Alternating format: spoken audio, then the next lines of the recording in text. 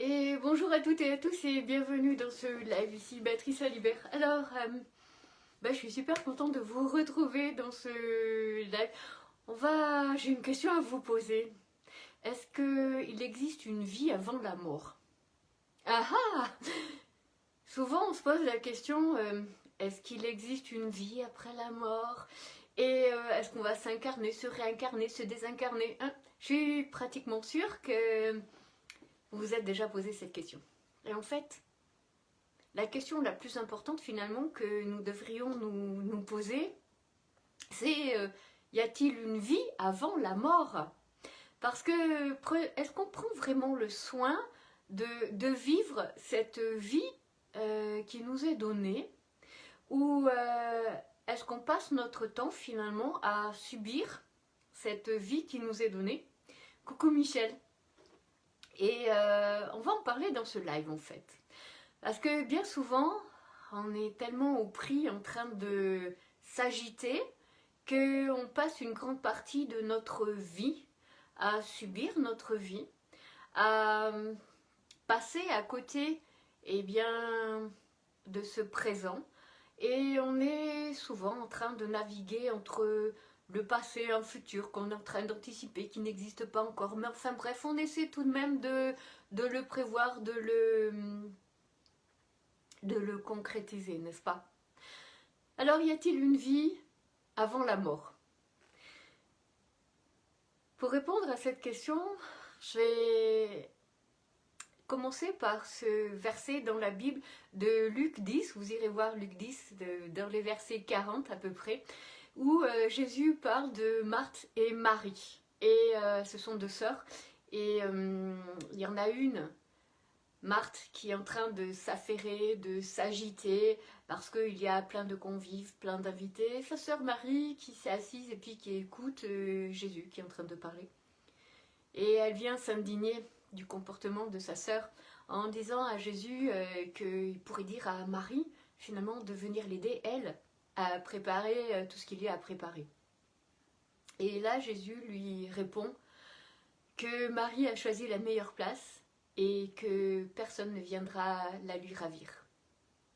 Alors ce verset, peut-être que ça va faire sens pour certains d'entre vous qui êtes au pris avec des agitations, des inquiétudes, des angoisses, des tourments, des oppressions, des insécurités. Parce que notre société actuellement est enclin à un rythme de vie qui est stressant, angoissant, pressurisant, où il y a des impératifs et des injonctions qui nous imposent un rythme dans une agitation, limite infernale, allez, on va le dire diabolique, et nous nous apercevons que finalement l'être humain que nous sommes est devenu un être humain marchandise finalement, que l'on peut monnayer, corvéable, au gré et au merci des injonctions et des besoins toujours incessants de toujours plus vite. Sauf que ce toujours plus vite, ce toujours plus fort, qui est finalement la maxime de Pierre de Coubertin qui a créé les Jeux Olympiques. Alors c'est pas un clin d'œil à ce qui s'en vient, hein. C'est simplement pour venir se questionner aujourd'hui dans y a-t-il une vie avant la mort? C'est quoi cette vie que présentement je suis en train de vivre? Est-ce que vous êtes vraiment aux mallettes et aux commandes de vos vies? Ou est-ce qu'il y a une grande partie de vous qui êtes plutôt en pilotage automatique? Qui êtes plutôt en train de subir des choses que vous n'appréciez pas trop dans vos vies? Est-ce qu'il y a cette part de stress, d'angoisse, d'agitation, où vous avez cette checklist à faire, à avoir, ou prochaine action, prochaine étape, toujours plus et encore plus. Toujours plus? Oui, mais de quoi finalement? Après quoi courez-vous? À cette recherche de toujours plus, il faut que je fasse plus, il faut que j'en ai davantage, non mais encore. Quelle est finalement cette chose que vous cherchez à combler? Quel est ce besoin que vous avez à combler derrière ce toujours plus, ce toujours plus? Toujours plus de quoi qui finalement à quelque part, peut-être, vous empêche de vivre. Alors y a-t-il une vie avant la mort? Stop, fini ça. Ah mais j'espère bien Michel. Je ne sais pas. Cette vie avant la mort, sommes-nous pleinement conscients et intentionnels dans nos journées? Cette journée que vous avez eue aujourd'hui, l'avez-vous gagnée? Dans le sens, l'avez-vous possédée? Ou est-ce que c'est cette journée qui vous a possédé? Alors, non mais Béatrice, moi ma journée, je l'ai, hein. Puis j'ai pas à la gagner. Alors, non. Ça, c'est un temps de vie qui nous est imparti à chacun. Cette journée, dans le sens, est-ce que c'est toi qui l'as gagnée? Est-ce que c'est toi qui as remporté dans ta journée tes élections à toi? Ou est-ce que c'est tes inquiétudes, ton besoin de faire quelque chose, d'avoir quelque chose, de t'emporter vis-à-vis de quelqu'un, d'avoir des reproches à faire, des regrets, une culpabilité, une honte, une mésestime de soi. Mais je suis pas digne, Béatrice, d'être aimée ou d'aimer, ni d'être heureux. Non mais c'est la faute des autres, hein, si jamais je vis ça, moi. Non mais si jamais, Béatrice, tu te rends pas compte, mais si jamais je déplais aux gens, non mais ils vont me critiquer. Je vais pas être acceptée, donc je vais me retrouver tout seul. Est-ce que quand on est au prix avec finalement ces dispositions intérieures, est-ce qu'on est en train de vivre sa vie? Ou est-ce que on laisse autre chose vivre notre vie à notre place? Alors je t'emmène aujourd'hui dans un live un peu peut-être existentiel, philosophique. Il n'empêche que, au lieu de se poser la question toujours de est-ce qu'il y a une vie après la mort? Bon, on s'en fout. Ce qui est important, c'est est-ce que cette vie-là que j'ai à vivre, je la vis véritablement d'une manière consciente et intentionnelle? Ou est-ce que, eh bien, cette vie-là, je la subis et je passe ma vie à toujours finalement vivre plus ou moins les mêmes situations, les mêmes choses, les mêmes rencontres, les mêmes échecs, les mêmes épreuves, les mêmes conjoints, les mêmes insatisfactions, les mêmes opportunités qui me passent sous le nez.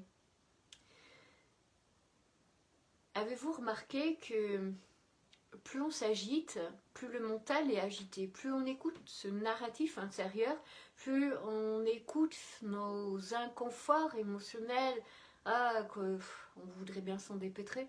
Avez-vous remarqué que pendant qu'on est affairé à écouter cette agitation et à lui donner de l'importance, avez-vous remarqué que la vie elle continue d'être et que pendant qu'on est affairé dans ces agitations mentales ou émotionnelles, on n'est plus du tout en train d'être véritablement eh bien, cet homme, cette femme que j'ai à cœur d'incarner et d'être.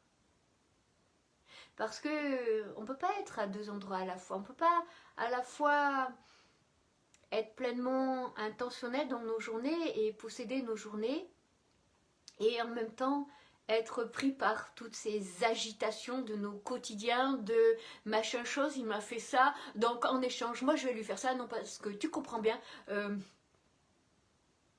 Quand on est la tête dans le guidon, est-ce que on est pleinement conscient du chemin et de la route vers lequel on s'en va?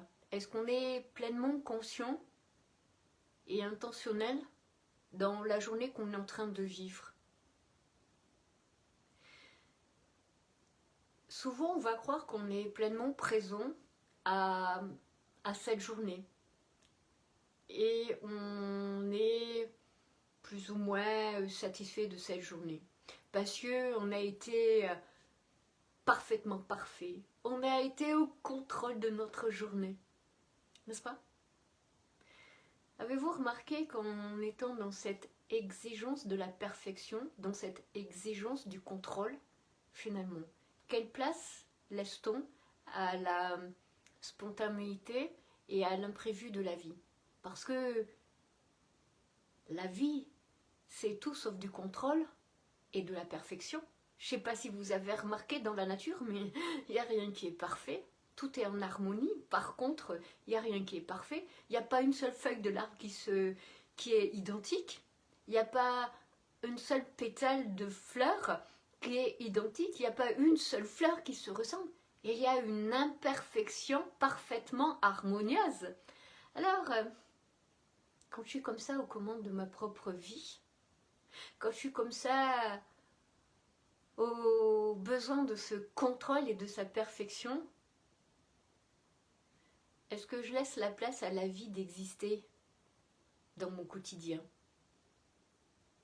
Est-ce que je laisse une place à ce qui pourrait m'arriver si jamais il n'y a plus de contrôle et plus de perfection dans ma vie, dans qui je donne de voir de moi? Y a-t-il une vie avant la mort? Y a-t-il une place à la vie dans nos quotidiens? Ou y a-t-il une place à l'agitation, à l'inquiétude, à ce besoin de toujours plus, à cette fatigue, à cet épuisement? À quoi finalement est-on aux commandes dans nos quotidiens? Posséder sa journée, est-ce être au contrôle de sa vie? Ou est-ce gagner les élections dans sa journée, sachant que le seul leader à élire dans cette journée, c'est moi.